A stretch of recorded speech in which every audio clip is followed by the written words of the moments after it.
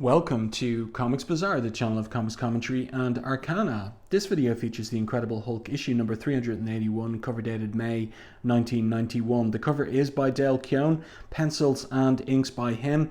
It is an interesting cover because we have the Pantheon introduced properly over the last couple of issues, and we have the looming face of Agamemnon, who is their leader, and of course the Hulk is being taken captive at the end of issue 379. So it's picking up from that point here. Big image of the Hulk on the cover there, and he is straining against those manacles and chains that he's in. I think it's well done by Dale Keown. What I would say though is that the inking itself is a little bit on the rough side, so Dale Keown kind of becoming more comfortable, I would say, over time in respect of his own ink line, and it's not quite there on this particular cover. Let's open this one up to the splash page, and there we go. So there's 22 pages of story and art in this issue. The title of the story is Exposition. The creative team down here, written by Peter David, pencils by Dale Keown, inks by Mark Farmer, lettering by Joe Rosen, and colours by Glynis Oliver. So there's someone off panel mocking the Hulk as a big tough guy. The Hulk is pretending to be unconscious. That's something we learned at the end of issue 379. This is a pretty good drawing of him here, in those manacles and chained up to the ceiling of the craft that the Pantheon are using to get back to their headquarters of the Mount. Let's continue with the story. We can see that the person who is talking there, to whom he believes to be an unconscious Hulk, is Ajax. And of course Ajax really has the intellect of like a 5-year-old child, and he's there upbraiding the Hulk. You shouldn't have hurt Atlanta, because he has a fixation on Atalanta. And there we have Achilles. Achilles is telling him, Ajax, enough, come away from there. He's not going to hurt Atalanta or anybody else. If he wakes up and tries to make the slightest move, those neural disruption bonds will shock him right back into unconsciousness. Now let's go, there's someone who wants to see you. And of course, that's Atalanta herself. But the Hulk is there, one eye pops open. Why has he allowed himself to be captured by the Pantheon? So go, you idiots, he thinks. These bonds might knock me back out, except I never lost consciousness in the first place. Just feigned it in order to be captured and find out more about this so-called Pantheon instead of waste time in pointless fistfights. So this is all clues to the reader about the new and improved Hulk, and how Hulk is a different prospect now after Leonard Sampson's work in integrating the various personalities within Bruce Banner. And so we have this cleverer, more strategic-minded version of the Hulk that is known by fans as the Professor. So the old Green Hulk would never have developed that strategy, nor the Grey Hulk, if he'd allowed his pride to take over. But this is the new Hulk via the new Bruce Banner, and that means a whole new ball game, he thinks. So Ajax goes over with a big sloppy smile on his face to Atalanta. She's not hurt at all, and she tells him, in respect of his concern, don't sweat it, Ajax. I've survived quite a few scuffles in my time. This one was tame compared to some. But Hector here, he's not happy that Ajax attacked the Hulk. This one was unnecessary compared to some, he says to Achilles. It's your fault. We had problems. You were supposed to keep Gigantor here, he means Ajax, under control. He was supposed to be an emergency reserve, not start off a brouhaha. Civilians could have been injured. So the Hulk is listening to all of this. Why would the Pantheon, if they were simple bad guys, be concerned about the well-being of civilians? And so the argument continues between Hector and Achilles. Achilles is more concerned about his own situation, whereby the Hulk punching him, he felt the punches and got a nosebleed. I actually felt his punches, but nothing's ever hurt me my entire life, so just cram it, he says. Then Ajax here crying gets in the middle of things, and he says no one will ever hurt you to Atalanta while I'm around. And the Hulk is watching and he's intrigued. The big one's crying. I don't believe this, he thinks to himself. Who the devil are these guys? So the ship is en route to the Mount, but we have a cutaway scene to Rick Jones's Reno apartment, which was damaged by the Hulk in issue 376, when the Hulk, really Bruce Banner with the two aspects of Hulk, Green Hulk, Original Hulk, and Grey Hulk fighting in his body, burst out through this wall. So now it's time to get it fixed. I really like this particular panel here, where we see the handyman measuring the size of the hole there. That's really well done. He's got a measuring tape there. Really, really well done by Dale Keown. That's impressive. So Rick is asking about the cost of the repair job, and the man says, we're looking at the very least a couple of, and he was about to say thousands, and Rick interjects quickly. He says, how about if I toss in an autographed picture of Captain America? And then the man comes back with a big smile on his face. Like I said, a couple of hundred. So there we have probably the autographed picture of Captain America there, hanging askew on the wall. And then we have interesting character work here with Marlo, who's now Rick Jones's girlfriend. She dated the Grey Hulk in issues 347 to around 356 of the title, but now she has become Rick Jones's girlfriend. Betty is there too, and she is in a quiet mood on the chair, thinking her thoughts. But Marlo's active, going around the apartment, watering Rick's plants. And I like the little funny detail there of a picture of Dr. Doom on Rick's dartboard as well. And there's quite a lot of work gone into the furnishing of the apartment as well. I mean, in terms of Dale Keown's drawing it. So he's putting a lot of thought into it. And I think that's very well done.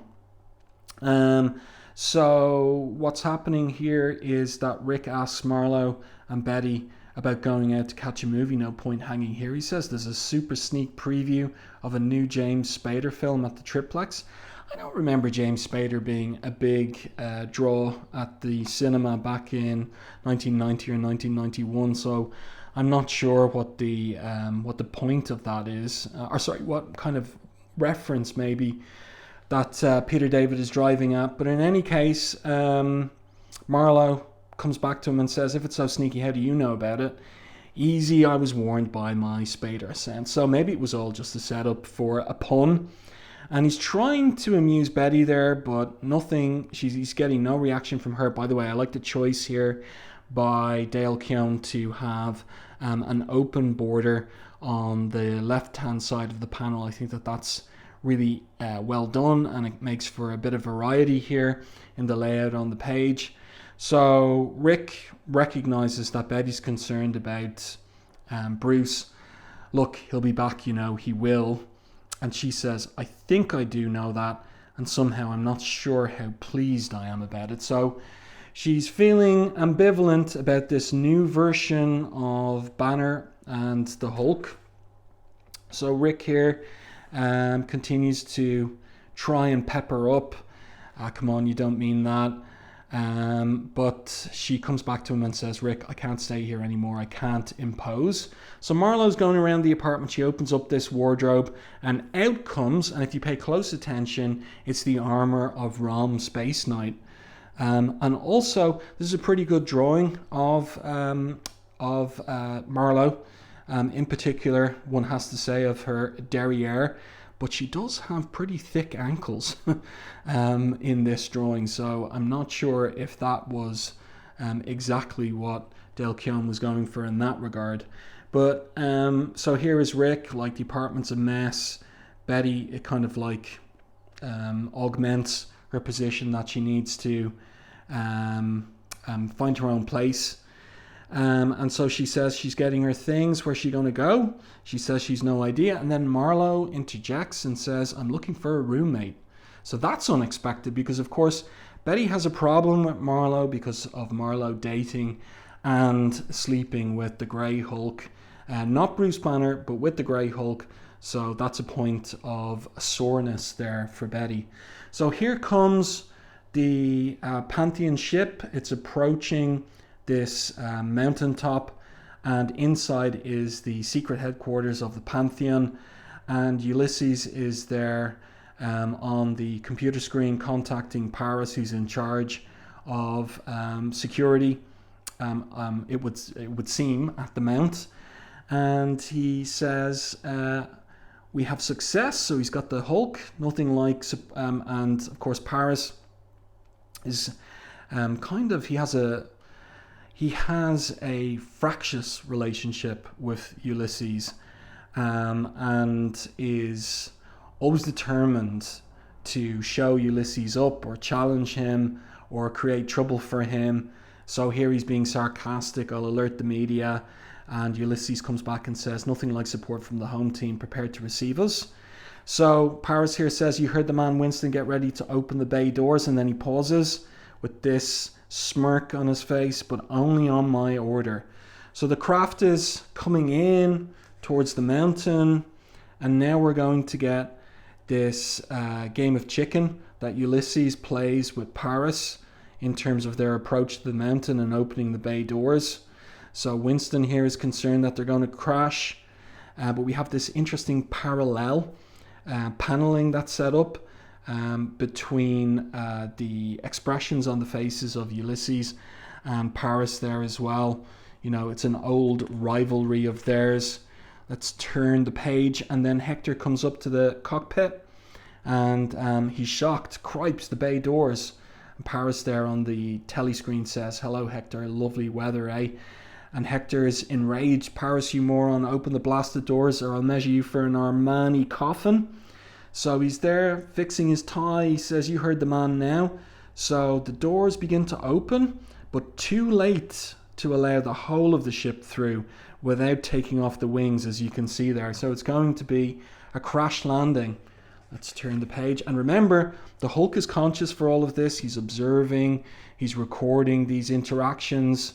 The fact that the Pantheon have interpersonal, what would I say, like dysfunction, put it that way. So the ship here crash lands, but nobody's killed, and Ulysses is able to control the crash landing, but the Hulk uses the crash as his moment in order to break free. So we've got Kirby crackle here, so that must be the neural inhibitors going off, but the Hulk with his strength wrecks the chains, and here the ship hits the inside of the hangar. The door opens, out comes the Pantheon members, and Hector's enraged, idiotic behavior, no sense of priorities, and he says to Ulysses, both you and Paris should be strung up. But Ulysses cuts him off. Enough. We'll settle Paris's hash later. So Achilles, as he's coming out, is saying he's right now. We've got to get Banner attended to. Now, maybe this would have been better on a page turn, but fair enough. Oh, don't worry about it, he says. I can attend to myself just fine, thank you. And now I'll attend to you. So Atalanta says we've got a problem, and indeed they do. So that's a great anchor image there of the Hulk. You can see at this point that Keown isn't overdoing the musculature. So the Hulk here looks like he's got big, how will I put this, like his muscles are, it's not the kind of look you'd get on the likes of Pitt, let's say, Dale Keown's creator-owned character, where there's all the detail of all the sinews and almost like in all the veins as well. You're not getting that. So you're getting flat sheets of muscle across the Hulk's body there. And I think it's an interesting look, and it's physically distinctive. And I think it's kind of conveys like what a slab of immense muscle and power the Hulk is. And then we get that close-up on his grin as well. So he is not at all concerned about being in the lion's den of the Pantheon's headquarters. He's utterly confident about his situation there. And then we cut back to Reno and Rick's apartment. He's picking up the ROM Space Knight armor, and Betty's getting around to giving her opinion on Marlo's offer. She says, "You can't be serious. The only thing mutual about us is something I prefer we didn't have mutual. Thank you very much, so you can keep your charity." And Marlo says, "Look, it's not charity. I need a roomie to help pay bills." And Betty says, "But I'm married." "Right," says Marlo, "except Bruce has a habit of disappearing for days, weeks, months at a time. Are you going to put your entire life on hold waiting for him to come back?" And Betty says and admits, "I don't have a life outside of Bruce." And Marlo says, "Then don't you think it's about time you got one?" So this is intriguing. Betty's going to respond to this in an interesting fashion, and it's all part of Peter David's development of her character, which is ongoing. And then we're back in the Mount, and of course we're going to get a rerun now of the Pantheon members against the Hulk, but he knows their powers now. He has taken their measure, and so he's easily able to deal with Ajax here. "You, Mr. Machine, are wearing very thin, very fast," he says, as he throws him across the hangar. Then Paris arrives, and he orders the security team, "Pulse cannons, what are you waiting for?" And they say, "You're in the way, sir." So he steps out of the way. They fire at the Hulk. "Hold it, nobody move," says Hulk. "I lost my contact."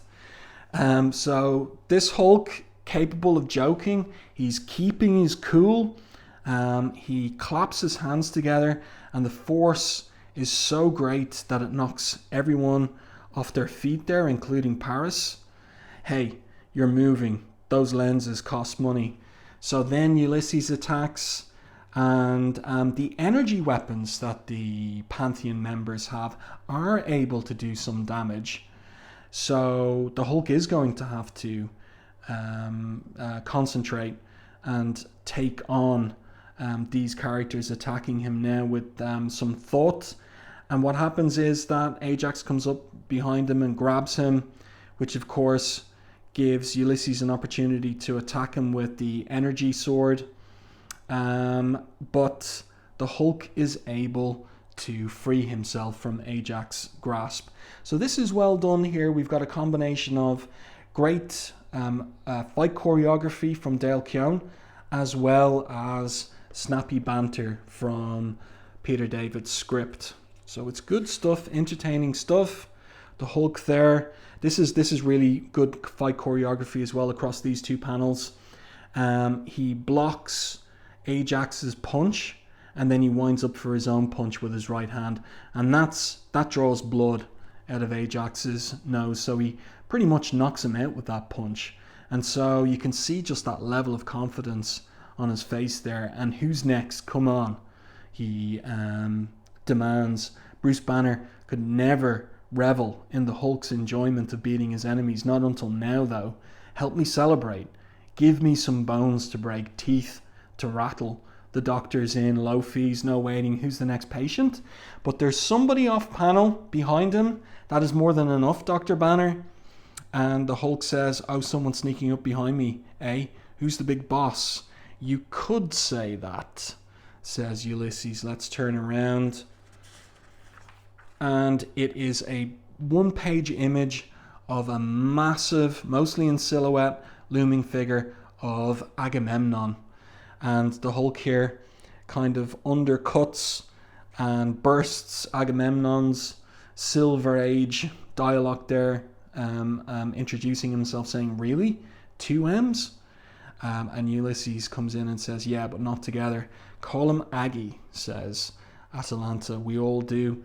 And you can see here that there is a screen tone used for the silhouetting by Mark Farmer.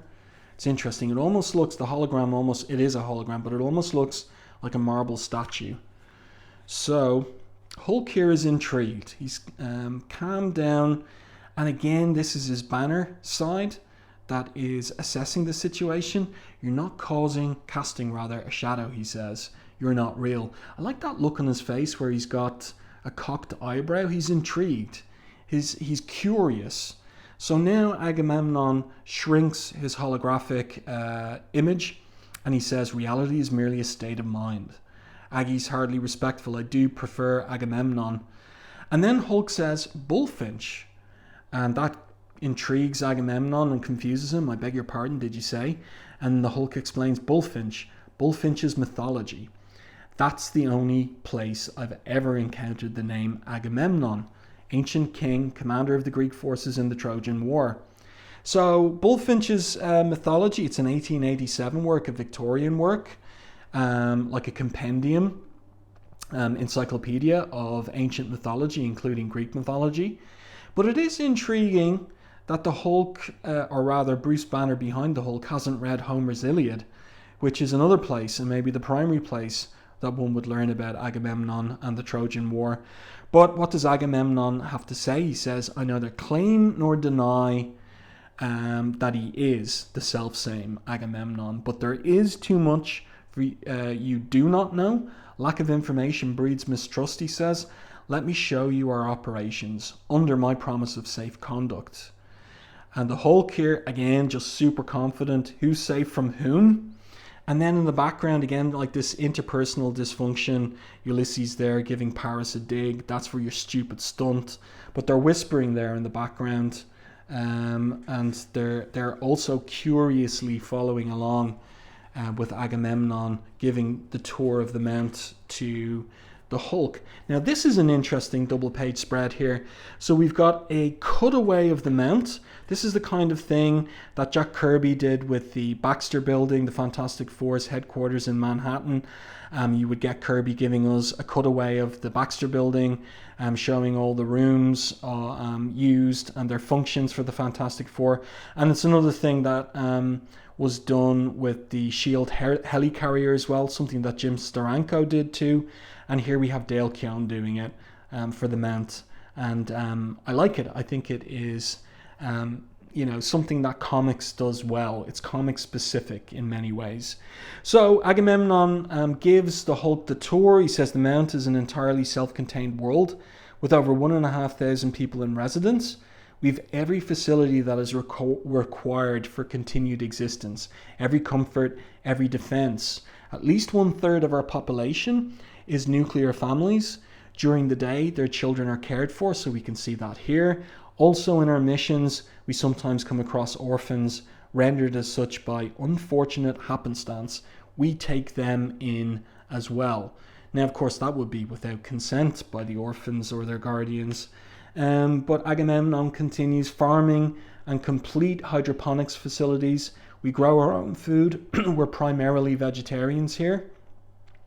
And so the Hulk asks, because he isn't vegetarian, and if you get a real craving for beef, we can be very creative, says Agamemnon. What does that mean? Cattle rustling? I mean, that's the kind of thing that happened in the Iliad, like the kind of Bronze Age warriors, Homer's Bronze Age warriors engaged in cattle rustling. But anyway, it's the 20th century and the Hulk says, right, give me 1,000 Big Macs and a side of fries to go. So he thinks that their creativity just simply extends to heading to the local McDonald's and putting in a massive order. And then, like, Agamemnon doesn't acknowledge the joke, fully equipped science facilities as they continue the tour, light years ahead of what's presently considered advanced. And then a very 1990 type reference.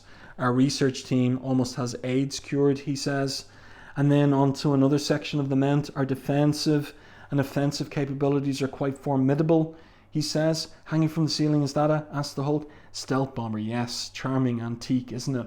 So that's interesting. Like, we don't have Dale Keown drawing a stealth bomber, but we have it emerging that it's there in this particular part of the Mount, along with these tanks and these, what could they be? Are they bombs or whatever they are hanging up on the wall? And let's continue. So Agamemnon here, because he's a hologram, he walks right through that door, but the door opens like a kind of a Star Trek door, and the Hulk comes true. And I like this little piece here, because Peter David would have been sending Dale Keown a plot, so they would have done this Marvel style. So he's dialoguing the pages after he gets them from Dale Keown. And I just like this bit here where Agamemnon, because he's a hologram here, simply phases through the door. And this is our nerve center. So he says that on this side of the door, and the Hulk doesn't hear it coming through until the door opens. I didn't catch that. You're what? So I like that attention to detail. That's really, really well done. So here they're in the nerve center, as Agamemnon calls it, our window to all the world. It's taken me centuries to develop it.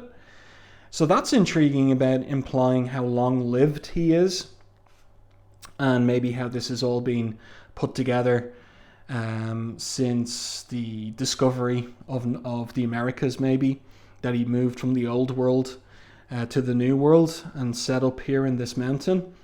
You're saying you're centuries old, that's why you're a ghost? And Agamemnon says, and this is interesting too, we have the speech balloon here but no tail. I am immortal by human standards. My mother was an earth woman, my father a god. Or don't you believe in gods? And the Hulk comes back with, I've met a few actually, and Thor of course would be one of those. As for my holographic state, says Agamemnon, I reside deep in the bowels of the mount where none are allowed. This is a device to interact with those who aid me in my dream. You see, Doctor, for centuries I've been observing the human condition. In that observation, I've assumed dozens of identities, fathered hundreds of children, all with the touch of godhood in them. Some of them are the ones you face below, so that's Ulysses and the others. Some of them are the ones who recruited you. And so that catches the Hulk's attention. Recruited me for what? To aid us, says Agamemnon.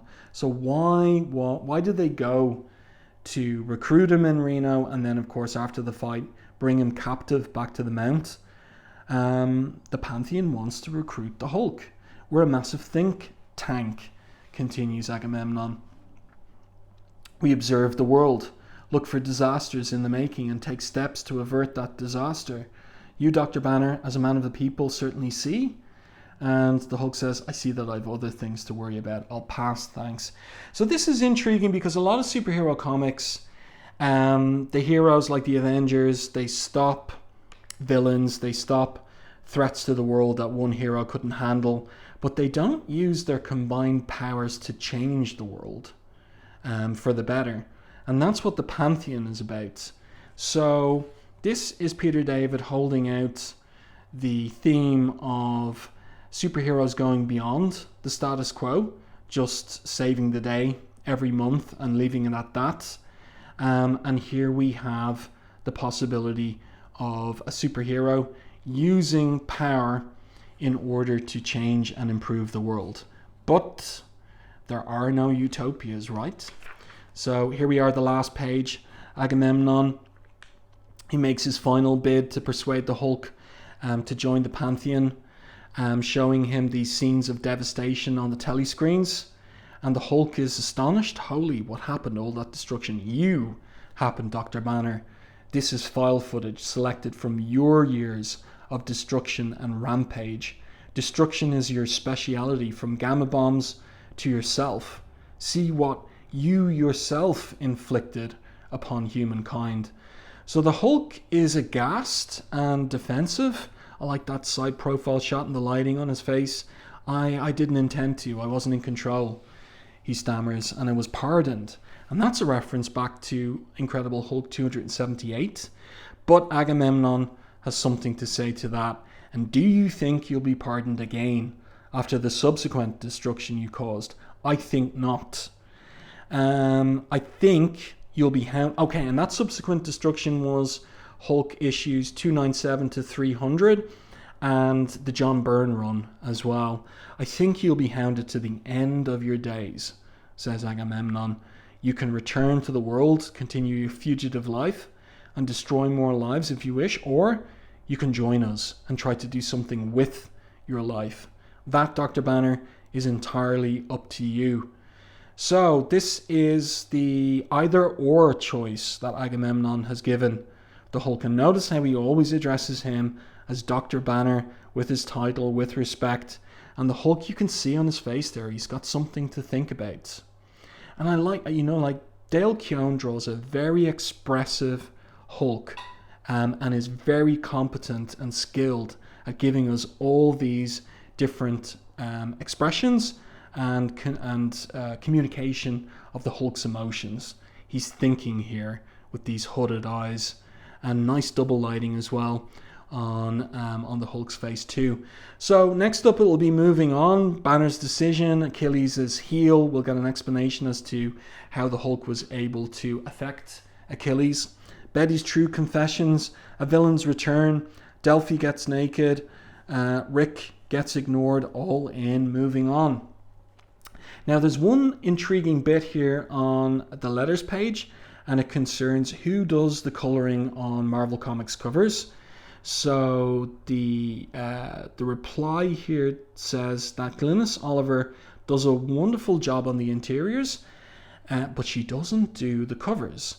That honor goes to Marvel's own official cover colorist, George Roussos, or Mark Chiarello when George is on vacation. So that's an intriguing little piece of information there regarding covers, that the interior colorist doesn't handle the cover, and that there is an in-house colorist, and it's George Roussos or Mark Chiarello who's responsible for the covers of Marvel Comics, the colors I mean, such as this one here. And you can see that there is a very different palette that maybe if it's George Roussos is using from Glynis Oliver. So there you go. I do hope that you enjoyed this review and commentary on The Incredible Hulk, issue 381. This issue primarily about giving more information to readers about the interpersonal dynamics of the members of the Pantheon, the little jealousies and scheming against each other, and also what is the Pantheon about, everything out of the mouth of Agamemnon, and can he be trusted in respect of everything he's saying. So an intriguing issue, not as fantastic, not as amazing as the previous 3 issues by Peter David and Dale Keown. Not every issue can be excellent, but this is a very, very good issue by the team. So I do hope that you enjoyed this review and commentary. If you did, please like and share the video. If you haven't done so already, subscribe to the channel and stay tuned for more content like this.